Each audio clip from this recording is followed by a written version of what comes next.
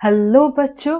आज हम सेल का दो इम्पोर्टेंट ऑर्गेनेल्स के बारे में पढ़ने वाले हैं, जो है माइटोकॉन्ड्रिया एंड क्लोरोप्लास्ट।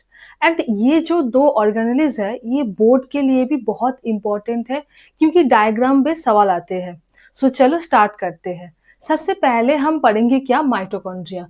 तो माइटोकॉन्ड्रिया क्या होते हैं, जैसे अगर एनसीईआरटी में देखोगे तो एनसीईआरटी में शुरू में ही लिखा हुआ है कि ये जो इसका जो स्ट्रक्चर है वो सॉसेज या सिलिंड्रिकल स्ट्रक्चर का होता है।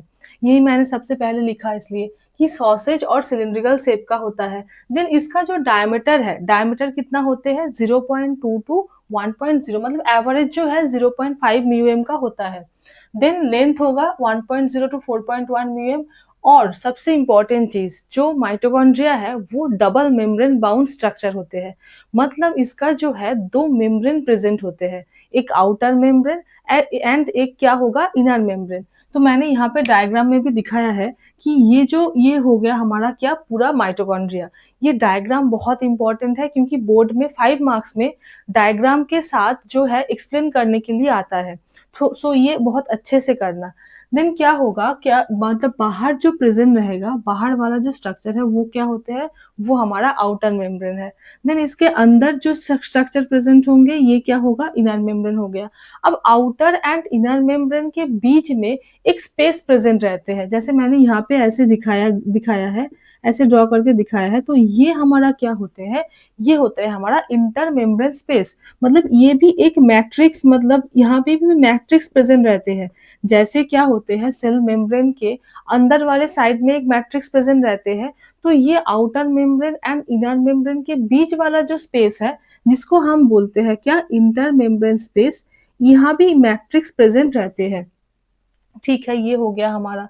देन सबसे इंपॉर्टेंट चीज जो है, माइटोकॉन्ड्रिया में सिंगल सर्कुलर डीएनए प्रेजेंट रहते हैं। उसके साथ साथ राइबोसोम भी होते हैं। मैंने यहाँ पे ड्रॉ करके दिखाया कि ये जो हो गया हमारा सर्कुलर डीएनए हो गया। देन आरएनए होता है, देन राइबोसोम होता है। एंड राइबोसोम जो होते हैं वो प्रोकैरियोटिक राइबोसोम टाइप का होता है, मतलब ये जो होते हैं ये 70S होते हैं। एंड सबसे इंपॉर्टेंट चीज, जो इनर मेम्ब्रेन जो है, मतलब आउटर मेम्ब्रेन देखा हमने, इनर मेम्ब्रेन देखा। इनर मेम्ब्रेन क्या करते हैं, फोल्डिंग्स बनाते हैं। और ये फोल्डिंग्स बना के क्या बनते हैं, क्रिस्टी फॉर्म करते हैं। वही मैंने यहाँ पे लिखा कि जो इनर मेम्ब्रेन है ये ऐसे इनफोल्डिंग्स बनाते हैं। जैसे याद करो, प्रोकैरियोटिक सेल में भी था। प्रोकैरियोटिक सेल के केस में क्या था, जो प्लाज्मा मेम्ब्रेन था वो ऐसे इनफोल्डिंग बनाते थे। एंड यहाँ पे भी माइटोकॉन्ड्रिया में क्या होगा, यहाँ पे इनर मेम्ब्रेन जो है ऐसे इनफोल्डिंग्स बनाएंगे, जिसको हम बोलते हैं क्या, क्रिस्टी। जो मैंने लिखा कि इनफोल्डिंग्स ऑफ इनर मेम्ब्रेन। और इसका मेन जो काम है वो क्या है, ये सरफेस एरिया को बढ़ाता है। तो वही मैंने लिखा कि ये इंक्रीज करेगा, सरफेस एरिया को इंक्रीज करेगा।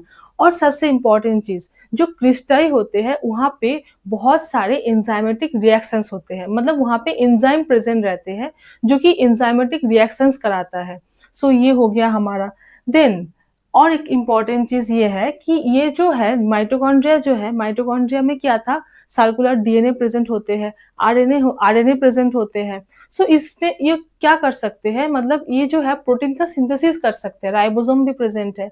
सो इसलिए इसको बोलते हैं क्या हम, सेमी ऑटोनोमस ऑर्गेनेल्स, मतलब खुद का जो है प्रोटीन जो है खुद सिंथेसाइज करते हैं।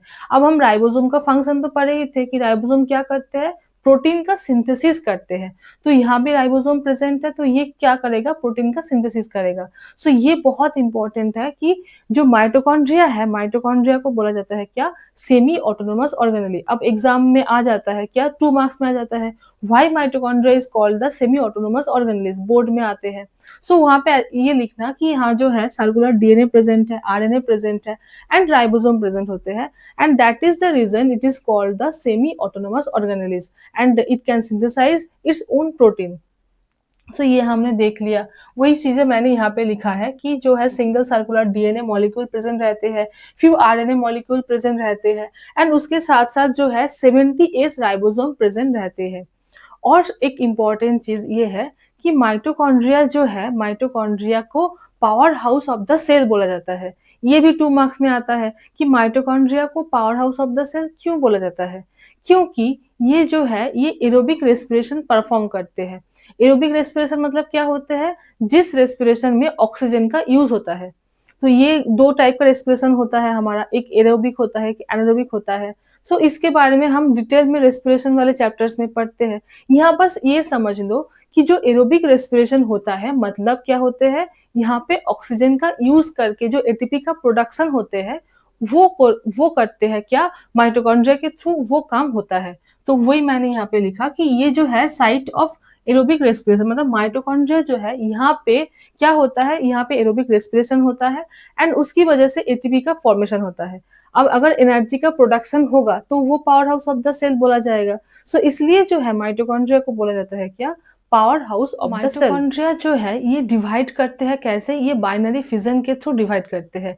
जैसे प्रोकैरियोटिक सेल में क्या था, प्रोकैरियोटिक सेल में भी फिजन के थ्रू रिप्रोड्यूस करता था, तो ये भी ऐसे माइटोकॉन्ड्रिया भी फिजन के थ्रू, बाइनरी फिजन के थ्रू डिवाइड करते हैं। हमने यहाँ पे बहुत सारी चीजें ऐसे देखी माइटोकॉन्ड्रिया में जो प्रोकैरियोटिक सेल के साथ सिमिलरिटीज है। जैसे हमने क्या देखा, यहाँ पे राइबोसोम देखा हमने 70S, जो प्रोकैरियोटिक सेल में प्रेजेंट था, 70S राइबोसोम। देन हमने देखा सर्कुलर डीएनए प्रेजेंट रहते हैं, देन आरएनए प्रेजेंट रहते हैं। फिर हमने यहाँ पे ऐसे भी देखा कि ये जो है बाइनरी फिजन के थ्रू डिवाइड करते हैं। एंड ये जो प्रोकैरियोटिक कैरेक्टरिस्टिक्स हमने माइटोकॉन्ड्रिया में देखे, इसका भी एक रीजन है। जैसे हम क्लोरोप्लास्ट में भी आगे देखेंगे कि वहां पे भी कुछ प्रोकैरियोटिक मतलब प्रोकैरियोटिक फीचर्स प्रेजेंट रहते हैं माइटोकॉन्ड्रिया एंड क्लोरोप्लास्ट में। बट ऐसा क्यों होता है, क्योंकि जो है माइटोकॉन्ड्रिया जो है ये कहाँ से ओरिजिनेट हो रहे हैं, ये इसका एक प्रोसेस है, इसका एक थ्योरी है जो हम जानते हैं क्या, एंडोसिम्बायोटिक थ्योरी। ये एक थ्योरी है जो हमें ये बताते हैं कि माइटोकॉन्ड्रिया जो है कहाँ से कैसे ओरिजिनेट हो रहे हैं। तो उस थ्योरी में ऐसे बताते हैं, मतलब उस थ्योरी के बारे में हम आगे आने वाले लेक्चर्स में पूरा डिटेल में पढ़ेंगे। बस अभी ऐसे जान लो कि माइटोकॉन्ड्रिया में जो प्रोकैरियोटिक नेचर जो दिखाई फीचर्स प्रेजेंट रहते हैं, वो एक थ्योरी की वजह से, मतलब माइटोकॉन्ड्रिया की ओरिजिन के बेसिस पे वो कैरेक्टर्स उसमें आते हैं। सो ये देख लिया हमने पूरा माइटोकॉन्ड्रिया, जो कि एक बहुत इंपॉर्टेंट स्ट्रक्चर है। एंड नेक्स्ट अब हम पढ़ेंगे क्या, क्लोरोप्लास्ट के बारे में। क्लोरोप्लास्ट में जाने से पहले एक बार प्लास्टिड के बारे में समझ लेते हैं कि प्लास्टिड क्या होते हैं। सो बेसिकली प्लास्टिड जो है वो क्या होते हैं, वो पिगमेंट कंटेनिंग ऑर्गेनेल्स होते हैं। एंड ये क्या होते हैं, ये डबल मेम्ब्रेन बाउंड होते हैं। एंड क्या होते हैं, सबसे इंपॉर्टेंट चीज जो है, प्लास्टिड जो है 3 टाइप के होते हैं। On the basis of the pigment plastid can be of 3 types. तो वो क्या क्या है, एक हो गया हमारा क्लोरोप्लास्ट, देन क्रोमोप्लास्ट आता है एंड देन आता है ल्यूकोप्लास्ट। तो क्लोरोप्लास्ट के बारे में ही हम डिटेल में पढ़ेंगे, बट बेसिकली मतलब बेसिक्स क्या होते हैं, जो क्लोरोप्लास्ट होते हैं वो ग्रीन कलर का होता है, वो ग्रीन प्लास्टिड होते हैं। इसका जो कलर है वो ग्रीन कलर का होता है। एंड ग्रीन किस लिए होता है, क्योंकि यहाँ पे जो है क्लोरोफिल पिगमेंट प्रेजेंट रहते हैं। सो वही मैंने लिखा कि पिगमेंट्स जो है क्लोरोफिल प्रेजेंट रहते हैं जो ग्रीन कलर का होता है। एंड देन यहाँ पे क्या होता है, कैरोटीनॉइड प्रेजेंट रहते हैं जो कि ग्रीन कलर देते हैं प्लांट्स को। और और क्या करते हैं, यहाँ पे जो है फोटोसिंथेसिस होते हैं, मतलब जो क्लोरोप्लास्ट है वहां पे फोटोसिंथेसिस होते हैं। ये तो हमें पता है। देन अब आता है क्या, क्रोमोप्लास्ट। तो क्रोमोप्लास्ट क्या होते हैं, ये कलर्ड प्लास्ट होते हैं, मतलब यहाँ जो है ये इसमें डिफरेंट डिफरेंट कलर देते हैं, मतलब प्लांट को डिफरेंट डिफरेंट कलर देते हैं। जैसे अगर गाजर की बात करोगे तो वहाँ पे जो है वहाँ मतलब ऑरेंज कलर का होता है। तो ये जो डिफरेंट डिफरेंट कलर है वो कौन देता है, वो क्रोमोप्लास्टिड देता है। मतलब ये जो है इसका जो पिगमेंट है वो कलर्ड पिगमेंट होते हैं। सो वही लिखा कि कलर्ड पिगमेंट है। एंड पिगमेंट जो है वो क्या क्या प्रेजेंट रहते हैं, वहाँ पे कैरोटीन प्रेजेंट रहते हैं एंड देन ज़ैंथोफिल प्रेजेंट रहते हैं। और ये क्या करते हैं, yellow orange and red colour देते हैं। नेक्स्ट आता है क्या हमारा, ल्यूकोप्लास्ट। अब ल्यूकोप्लास्ट क्या होते हैं, ये यहाँ पे कोई कलर प्रेजेंट नहीं होते हैं। मतलब क्यों नहीं होते, क्योंकि यहाँ पे पिगमेंट जो है पिगमेंट ही एब्सेंट रहते हैं। सो ये हो गया हमारा colourless plastid and due to the absence of the pigments. वही लिखा कि colourless plastid and then pigment होते हैं, एब्सेंट होते हैं। और क्या करते हैं, मतलब यहाँ पे पिगमेंट तो नहीं होते, तो ये जो मेन काम करते हैं वो क्या है, ये स्टोरेज का काम करते हैं। मतलब ये इस अब स्टोरेज के बेसिस पे भी ल्यूकोप्लास्ट को 3 टाइप होते हैं। एक हो गया हमारा क्या, एमाइलोप्लास्ट, देन आता है क्या एल्यूरोप्लास्ट, देन इलायोप्लास्ट। ये इंपॉर्टेंट है। मतलब अगर ल्यूकोप्लास्ट अगर देखोगे, ल्यूकोप्लास्ट का तो पिगमेंट प्रेजेंट नहीं रहता, तो ये क्या करेगा, ये स्टोरेज का काम परफॉर्म करते हैं। सो इसलिए इसके बेसिस पे ही इसका 3 टाइप का स्टोरेज होता है, मतलब क्या-क्या स्टोर होते हैं, उसके बेसिस पे ये 3 टाइप का हो गया। तो एमाइलोप्लास्ट क्या करते हैं? स्टार्च का स्टोरेज करता है। स्टार्च मतलब क्या होता है? कार्बोहाइड्रेट होते हैं। सो ये कार्बोहाइड्रेट का स्टोरेज करता है। देन आता है क्या हमारा एल्यूरोप्लास्ट। अब एल्यूरो तो हमको सबको पता है कि एल्यूरोन लेयर हमने पढ़ा था। तो एल्यूरोप्लास्ट क्या करते हैं? ये प्रोटीन का जो है स्टोरेज करता है। और नेक्स्ट होता है क्या हमारा? इलायोप्लास्ट, जो कि लिपिड्स एंड ऑयल का स्टोरेज करता है। सो ये हमने देख लिया प्लास्टिड के बारे में। अब हम पढ़ेंगे क्लोरोप्लास्ट के बारे में। तो क्लोरोप्लास्ट का जो स्ट्रक्चर होते हैं वो कैसे होते हैं? वो लेंस शेप का होता है, ओवल होता है, स्फेरिकल होता है। ये एनसीईआरटी में ही डाटा गिवन है, मतलब एनसीईआरटी में ही लिखा हुआ है कि ये जो है सेव इसका लेंस शेप का होता है, ओवल होता है, स्फेरिकल होता है, डिस्क्वायड और रिबन लाइक स्ट्रक्चर का भी होता है। और इसका जो लेंथ है, लेंथ कितना होता है? 5 टू 10 म्यूएम एंड वाइड जो है ये 2 टू 4 म्यूएम का होता है। एंड एक इम्पॉर्टेंट चीज़, इसका जो नंबर है, मतलब क्लोरोप्लास्ट का जो नंबर है, वो क्लामाइडोमोनास में कितना होता है? 1 होता है। एंड जो मेसोफिल सेल है, मेसोफिल सेल कहाँ रहते हैं? प्लांट सेल जो होते हैं, प्लांट में मेसोफिल सेल प्रेजेंट रहते हैं। तो मेसोफिल सेल में क्या है? 20 टू 40 पर क्लोरोप्लास्ट प्रेजेंट रहते हैं। ठीक है, मतलब क्लोरोप्लास्ट जो है 20 टू 40 पर क्लोरोप्लास्ट प्रेजेंट रहते हैं। देन क्या होते हैं? ये डबल मेम्ब्रेनस होते हैं, मतलब इसका जो ये हमने माइटोकॉन्ड्रिया के इसमें भी देखा कि क्या होते हैं, वो भी डबल मेम्ब्रेन था। एंड क्लोरोप्लास्ट भी क्या होते हैं? डबल मेम्ब्रेन होते हैं, मतलब एक आउटर मेम्ब्रेन होते हैं एंड एक इनर मेम्ब्रेन होते हैं। ठीक है, देन इसका जो स्ट्रोमा है, स्ट्रोमा में एंजाइम प्रेजेंट रहते हैं। इससे पहले एक बार डायग्राम से समझ लेते हैं कि क्या-क्या होते हैं। जैसे मैंने सबसे पहले यहाँ पे दिखाया कि ये जो है आउटर मेम्ब्रेन है, देन इसके अंदर जो है स्ट्रक्चर ये इनर मेम्ब्रेन हो गया। ठीक है, अब इसके अंदर जो है ये जो स्ट्रक्चर प्रेजेंट रहते हैं, इसको हम बोलते हैं क्या? थाइलाकॉइड। मतलब जो है इसका जो मेम्ब्रेन होते हैं वो होते हैं क्या? थाइलाकॉइड। अब ये देखो, ये कॉइन जैसे स्ट्रक्चर नहीं लग रहा है कि मतलब कॉइन जो है, अगर कॉइन को ऐसे स्टैक करके रखोगे तो इसलिए इसको स्टैक लेयर बोलते हैं। मतलब ऐसे कॉइन को अगर रखेंगे तो ऐसे ही एक कुछ डायग्राम बनते हैं। तो ये क्या होते हैं? ये हमारा ग्रेनाम होते हैं। अब मतलब ग्रेनाम मतलब ये सिंगुलर है। अगर बहुत सारे ग्रेनाम हो जाएँगे तो बहुत सारे मिलके प्लूरल बनते हैं, तो वो क्या हो जाएँगे? वो ग्रेना हो जाएँगे। तो ये इम्पोर्टेंट है।